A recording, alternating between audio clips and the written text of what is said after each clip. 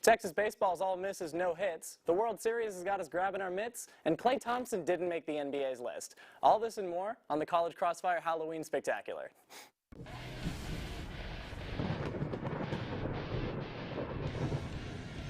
He's coming back for that 2021 MVP. He's better than Josh Allen. He's better than Baker Mayfield. He's not better than Mahomes. I can't say that. Well, Justin Tucker gives him his 99 rating in Madden. Ceiling is the roof. There is no roof, so they have a pretty high ceiling.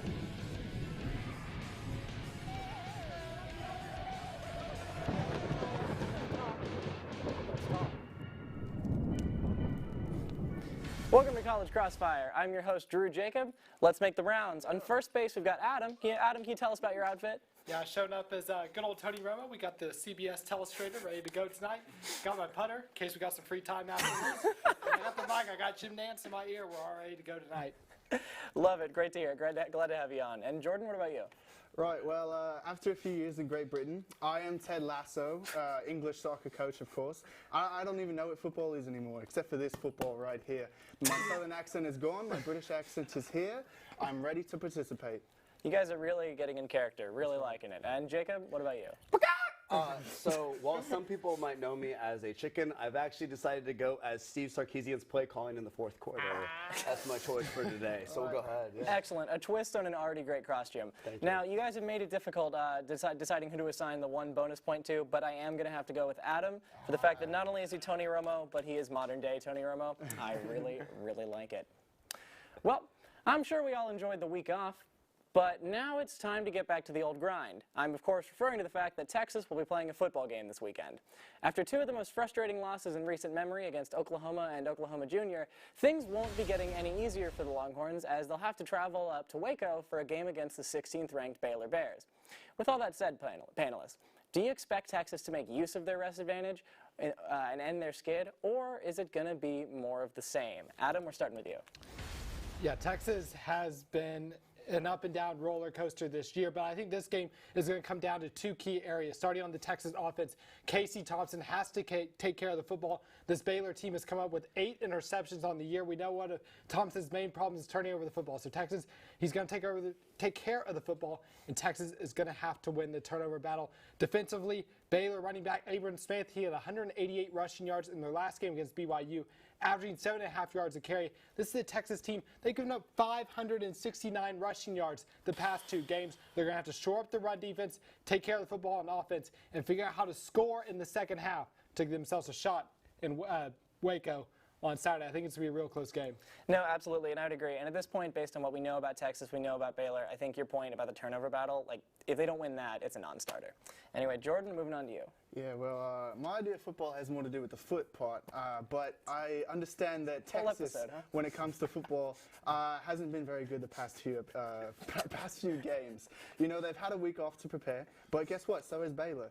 And the Bears, they are very good when running the football. They've averaged 200 yards a game on the ground. Guess how much yards that the Texas defense gives up per game on average? About 200 yards, even more than 200 yards. So that's going to be a problem, especially with the defensive line problems being as they've been. And on the offense, I don't know if the offensive line can protect Casey Thompson. I don't even know if Casey Thompson can even maintain that level of consistency that he was at versus Texas Tech, versus those kind of opponents, or if he's going to fizzle out and die like Hudson Card did. So it's hard to feel confident in this Texas team.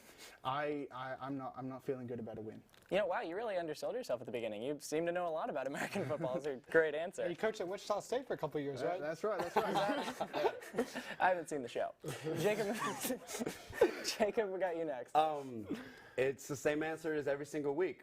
If the offensive line shows up and actually blocks for Casey Thompson and actually creates some space. And you know what? We get the same answer every single week. If we just pretend it's the first half of the entire game, the Texas Longhorns actually have a chance of winning this game and pulling it out. However, I don't realistically see it happening. Yes, Baylor's defense does give up 3.6 yards a carry, but like Adam said, that running back is dominant, and Texas's D has nothing to do now that Joseph Asai is gone. We need to get our D-line to step up and actually prove they can actually block all the gaps and block the line. However, it's not looking good for Texas. I think we're just going to have to wrap it up and make our way to another Alamo Bowl this season. I think Alamo Bowl at best. I'm thinking Cheez-It Bowl, fellas. But yeah, it's disappointing at this point in the year. That'd be cool. Disappointing at this point in the year, it seems like Texas is outmatched against Baylor. But yeah, so Jacob, solid answer. But I am going to have to give Adam the 3 on this one, Jordan the 2, and you the 1. I'm sorry. I said it was a solid answer. Okay. Looking ahead now to the brighter side of Texas athletics, we're still a little ways off from the start of the college baseball season, but the buzz is already getting loud in Austin. After making it all the way to Omaha for the semifinals of the College World Series for the 37th time in school history last season, expectations are as high as ever for David Pierce and his squad. So what do y'all think? Are we feeling great about 38, or is getting our hopes up a mistake? Jordan, on this one, we're starting with you. Yeah, well, I know that a tradition of a lot of Texas teams, with the exception of probably the volleyball team, is that they always get overhyped in the offseason and they always underdeliver. But I feel good about the baseball team this season. You know, they're returning a lot of quality starters. Of course, they've lost a lot of quality starters too, particularly like Ty Madden, the pitcher, but they've got Ivan Melendez back. That guy's an absolute killer when it comes to slugging the bat. I think that it's not unrealistic to expect a return to Omaha. I feel good about the Texas team. Absolutely, I think so. And, you know, Pierce seems to overperform a little once he makes it to the playoffs. Right. So I think that's just, you know, get there is the first move. Yep. And Jacob, on to you. Actually, I'm going to have to back up all the way. Just like Jordan said, yes, we did lose some quality starters, but we're also keeping Trey Faltini. We're going to keep Hutto. We're going to keep Carlos Quintanilla and Ivan Mendez. Along with that, we're getting a national AP top 200 player and a 2-time All-American and a new right-handed pitcher rookie who is from the Austin area. His dad graduated from Texas, and his cousin was the 4th overall pick in the 2013 MLB draft. He's a quality player in a quality system. I think that the athletics run in his gene. David Pierce is to continue that continuity. I say we're just going to run it back one more time, and we're actually going to remember how to hit in the last 6 innings like happened last year. I like to see us going all the way again. Excellent. Threw a lot of stats at me. Didn't catch quite all of it, but boy, I'm excited for the season now. And Adam, what's up? In the words of another famous NFL quarterback, Omaha. Omaha. That's where these Longhorns are headed. They've got 58% of their RBIs from last year returning. They've got 55% of their games started returning as well, with the return of P. Hansen and Tanner Witt. And then the offense, the Hispanic Titanic, Ivan Melendez is back this year. Then you've got Faltini, Silas Ardoin, their catcher's back. Douglas Hodo's back. Eric Kindy's back in the outfield as well. This is a Texas team that has a lot of talent returning. They have 7 new pitchers coming in this freshman class. They've also got Ace Whitehead coming in from Las Passes. Very talented quarterback out there, very athletic. He'll be another guy to add to this Texas roster. So a lot of talent back. Ivan Melendez was a big return. He'll bring a lot of offense. This Texas team.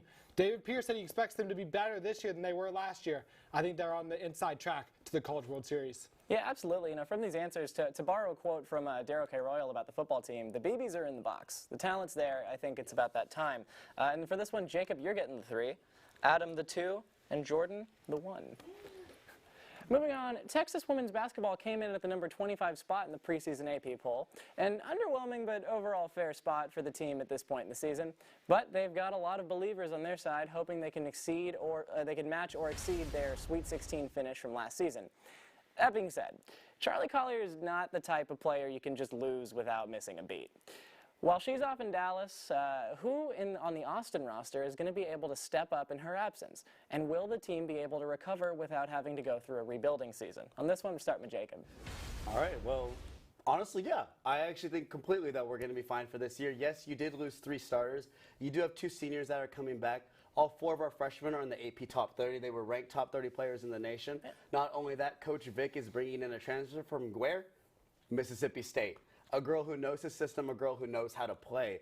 Along with that, Vic proved that he can win, winning a 2011 national championship with Texas A&M as an assistant coach, and ending one of the longest winning streaks ever against UConn back in 2018. It's going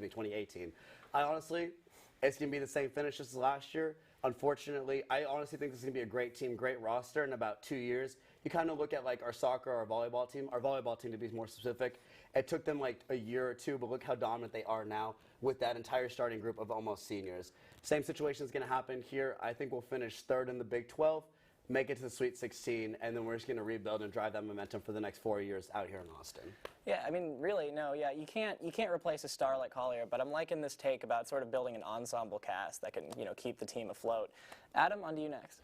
If Vic Schaefer can win in Starkville, Mississippi, he sure as heck can win in Austin, Texas. And you look, Charlie Collier is a huge loss. It's going to take some time for this Texas team to kind of regroup and build around her. But they've got 3 star freshmen coming in. They've got Aaliyah Moore, who's actually the Big 12 preseason freshman of the year. Then you've got Kendall Hunter and Rory Harmon. Harmon she was a McDonald's All-American along with Moore. So this Texas team, they have plenty of young talent. They have Joanne Allen Taylor, who led the team in minutes last year. She'll be a senior this year. She'll be a key returner. She'll really be the leader of this team. It'll take the freshman probably a little bit to gel, but Vic Schaefer, he's shown that he can win consistently at a smaller school like Mississippi. You come to Texas with a big athletic budget. This team has some momentum after that big run last year. I think this Texas team could be a threat come March once they get those 3 freshmen settled in.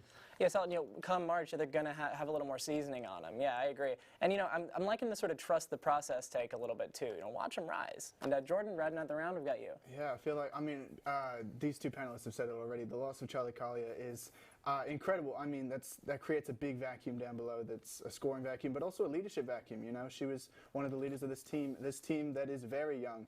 The majority of the players are freshmen and sophomores, and so it's going to come up to the seniors like Lauren Nero, Joanne Allen Taylor, like you said, to kind of be that kind of mentorship for these very talented freshmen that might not have that kind of experience in the tournament. And I think that if they kind of take them under their wing and the team kind of all gels together, that they could get back to the tournament, I feel. I mean, they're one of the better teams in the Big 12. I think they can make a run. I think you're the only one who brought up sort of the intangibles that we're going to lose out with on Charlie Collier's leadership. So a really solid point there. That being said, Adam is going to get the 3. Jacob the 2, and despite that shout out, you will be getting the 1. When we come back, we'll be discussing the World Series and debating who the 77th best NBA player of all time is. You won't want to miss it.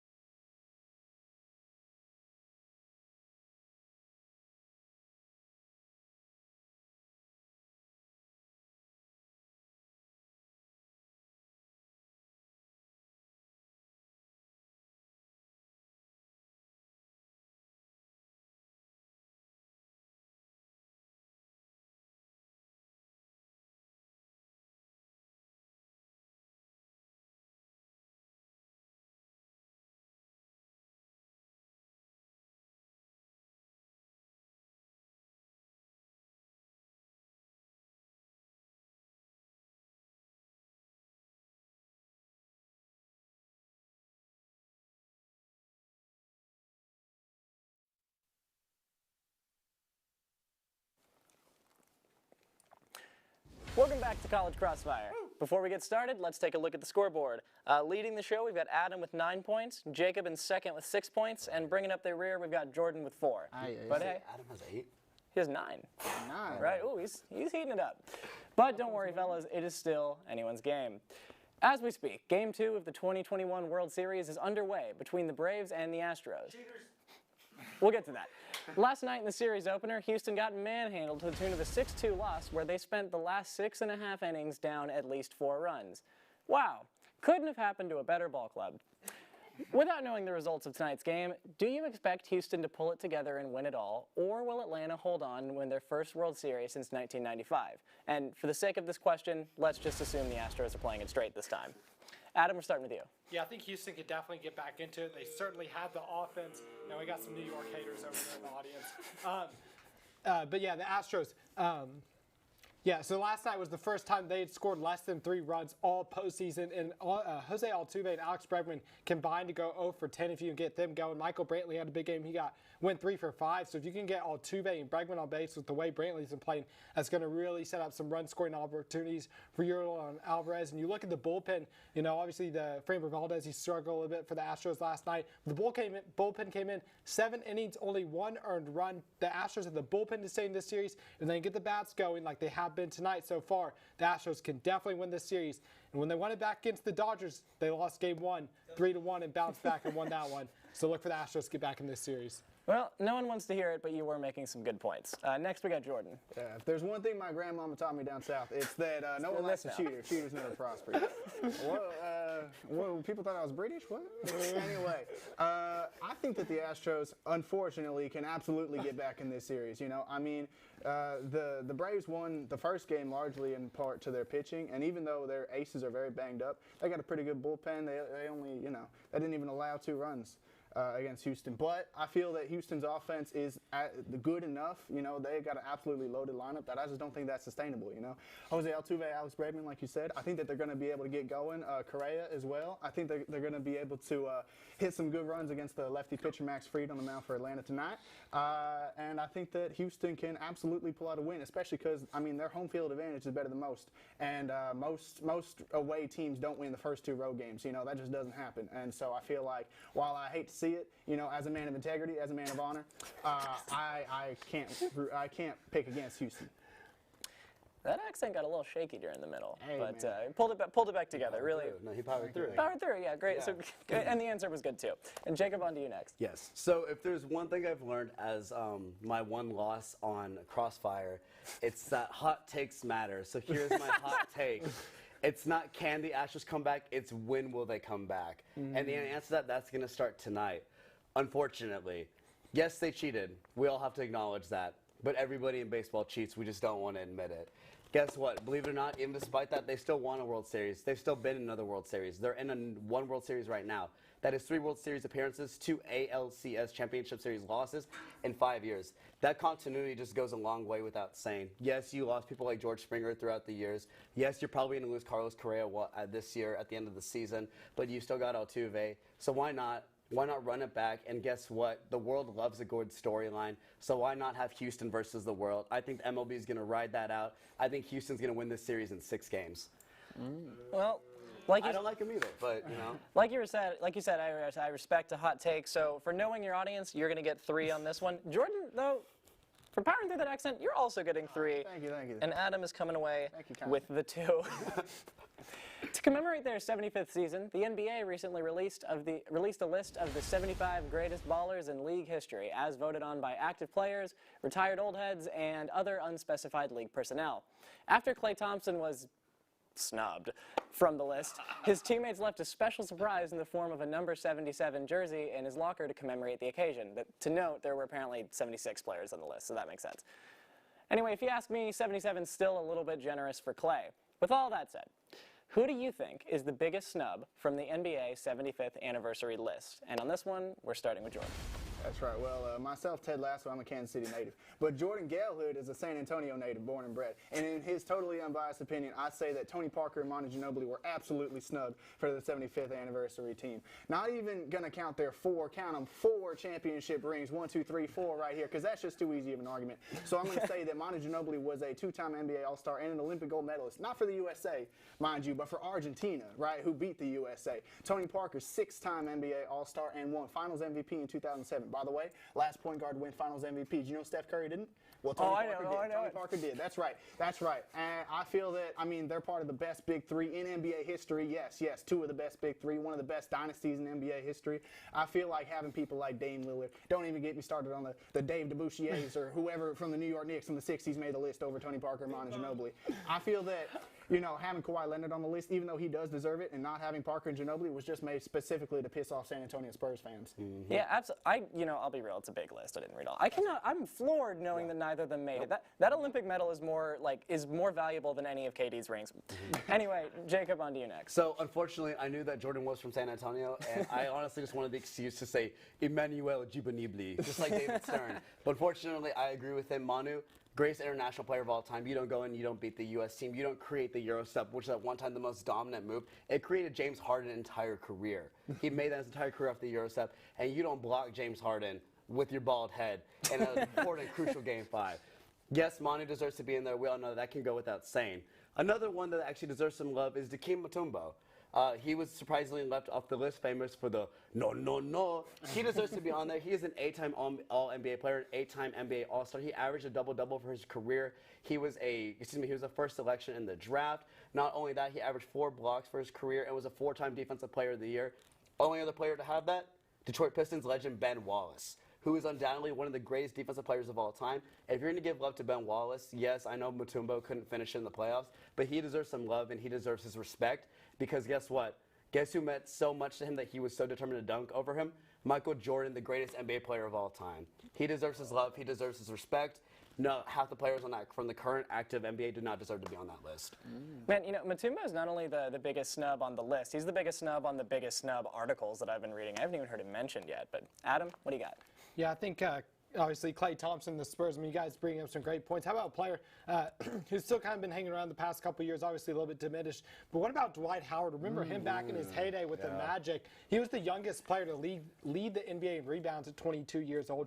He's the youngest player to ever reach 5,000 rebounds at 23 years old. He's the only player to ever lead the league in blocks and rebounds together in a single season, and he's done it twice. He was a force in the paint for the Magic, and I think the way his career has tailed off as he's gotten aged and some of his antics on and off the court have maybe kind of overshadowed what he did in his prime. I think Dwight Howard, people forget about just how good he was for the Magic, and obviously just how bad he was at free throws.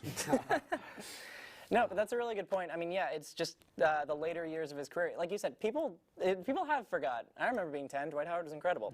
He's Superman. He's Superman. I remember that. Jordan, that being said, you are getting the 3 on this one, Adam the 2, and Jacob the 1. Fortunate.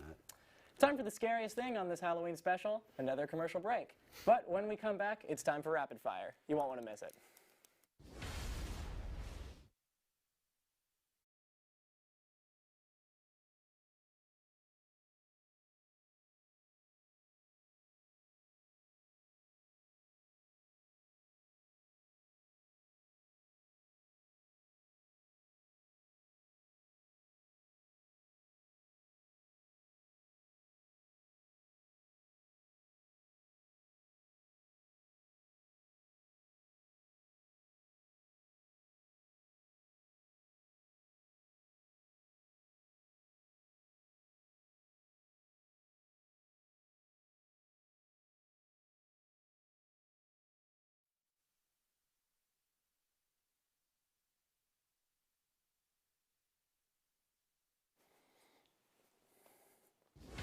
Welcome back to College Crossfire. This round's going to be a zero-sum game where only one player is going to get points, and it'll be 2 of them per question.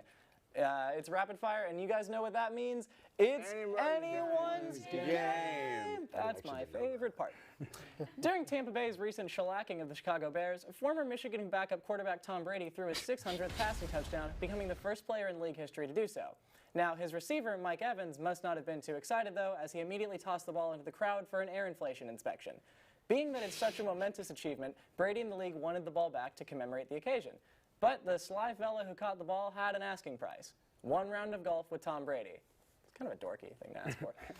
That being said, panelists, if you were put in that situation, what would be on your list of demands if you were to give back the ball? Anyone can jump in. Well, I would want to. I feel that so he did what I would do initially, which was ask for like a signed jersey, signed helmet. But I would also, I'm in Raymond James Stadium in Tampa Bay, Florida. I would want to shoot that cannon that they got in the pirate ship. I would want to be up there shooting the cannon. Solid. It's fair. First off, I would never ask Tom Brady for anything because I have more respect for myself than that. As a diehard Drew Brees fan, he rightly deserved another MVP, but that's okay. I would actually go long term. I would ask Tom for his steak in Tom's Tequila and in his Food and Fabletics for Men company. 50% steak. 50? 50% steak. He wants the ball, doesn't he? I like the way you think. Thank That's you. solid, yeah. Adam? You know, I've been holding this one in my back pocket for 7 years. You know, the NFL has let Tom Brady get away with so much, so I'm going straight to the NFL with this one. They got to admit, Dez caught it. My goodness, it's so ridiculous. The man took 2 or 3 steps before falling to the ground. It's a clear catch. It's a travesty that we were eliminated from the playoffs that year. You threw it to him, Tony Romo. Yeah, he caught it. Well, you know, these are all great answers, but Jacob's the only one who came in with that grind set mentality and asking for shares, so he is getting the points on this one. Dez caught it. He did catch it. He did catch it. Now, after Mississippi State's recent manslaughter against Vanderbilt, head coach Mike Leach's mind immediately went elsewhere. I guess beating Vanderbilt just isn't that exciting. After being asked a joke question about his favorite Halloween candy, Leach took it as an opportunity for a long-winded and spiteful rant against his least favorite candy, candy corn. So, panelists, in your best coach speak, let me know, what is your least favorite Halloween candy of all time? Anyone can jump in. Well, if we're talking about coach speak, you know, I mean, that's me right there. That's me all over Coach Lasso. Tune into AFC Richmond, playing in the Premier League. That's right. Anyway, my least favorite candy of all time. Sorry, I think I gave away my answer. It is candy corn. I agree with Mike Leach. That's gross, you know. It makes me think of regular corn, which regular corn isn't a good candy at all. It's not sweet. I mean, sometimes it's sweet, but it's just not very good. Candy corn is like, it's got a weird chalky texture. Give me a good, like, chocolate peanut butter caramel. Give me a good Reese's cup, something like that. I like ending it on a positive note, talking about one we do enjoy. Yeah, it's good to be grateful. Anyone else? Want me to get it? Man, I'm sick. Forget the candy. I'm sick of the people who give out apples and stuff on Halloween, man. It's ridiculous. Absolutely ridiculous. It's Halloween. Give the kids the candy, man. You can fight health and stuff 364 days of the year, but on Halloween, just get the candies. Leave out the apple. Leave out the corn, too. Right, Forget candy corn. Forget anything that has any semblance of being healthy. It's the kids one night. Give it to them. Love it. Apples, raisins, toothpaste, all of it's and I've gotten that before. It's awful. All right, so remember, I'm Steve Sarkeesian. I know about disappointing people, so I'm going to go ahead and just go for it right here. I despise M&Ms. I despise them. You go to Halloween, you dress up, you get all cutesy, and you get handed this little sweaty, melted bag of chocolates that you're going to eat for like 2 minutes. You're going to enjoy, then your tummy is going to start to grumble. Kids have been touching the bag all day. Kids have been putting their greasy little hands in there. Overall, it is not a good experience. Those kids do not know how to block and get through the gaps. I just overall do not enjoy trick-or-treating. I do not enjoy M&Ms. That is a hot take. Yeah, that is the hottest take of the day. Peanut M&Ms are good, though. You're not. Oh, I agree with that. But you're not getting rewarded for this hot take, though. No, because Adam, his answer spoke to something very true. So for that, he is getting the points. All right, guys, it's time for the most rapid fire of all time. For our last question of the night, we're addressing the topic on everyone's mind: Halloween costumes. Children and weird adults alike take the holiday as a chance to dress up as something or someone that resonates with them every year. Me, I've dressed up as the greatest sports entertainer of all time, the Doctor of Thugonomics, John Cena. But, yeah, that's great. But panelists, what athlete would you go as if it meant you could gain their physical attributes for a whole day? Anyone can jump in. Well, I would have to go with the Iron Mike Tyson. I would put on some boxing gloves, put on some boxing shorts, put on that face tattoo here, and I would just go around to all of my personal vendettas and sock them right in the jaw, you know. I'm not a vengeful man, I'm not a spiteful man, I'm not a hateful man, but there are some men who have wronged me in this life, and I feel like with Mike Tyson's punching power, I could get them all in one hit, boy. I like it. Like Violent Mike. I like it. That's right.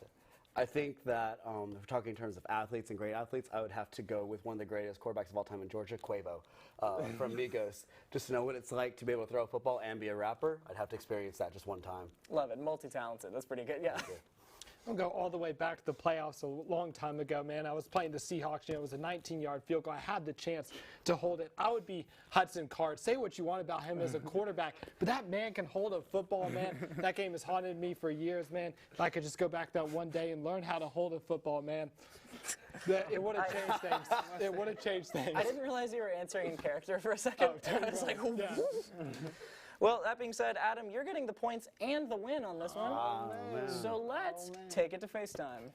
Well, as Tony Romo is a completely unbiased sports commentator who would never be partial to any one team, certainly not a team that I am not wearing the jersey under right now, I would say the Dallas Cowboys are legit this year. And man, I wish Jerry Jones would have drafted me some talent like this. Man, why couldn't I have had CeeDee Lamb or Amari Cooper? I mean, they even got a tight end now that can actually run. I mean, Jason, you throw it to him, man, that dude's down. So, and they got Zeke. I mean, man, this Cowboys offense is loaded, and as a completely unbiased color commentator for CBS, I'd watch out for these Cowboys this year. I agree about the Cowboys this year being different. I don't like Jason Witten catching a stray like that, but in any case, thank you all for tuning in to tonight's episode of College Crossfire. Don't forget to follow us on social media at TSTV Sports on Twitter and Instagram. Lastly, be sure to wake up with the 1-0 Sports Show Friday mornings at 10 a.m. For all of us in the studio, the panelists, and everyone in Master Control, I'm Drew Jacob. Have a wonderful evening, and you can't see me. New host.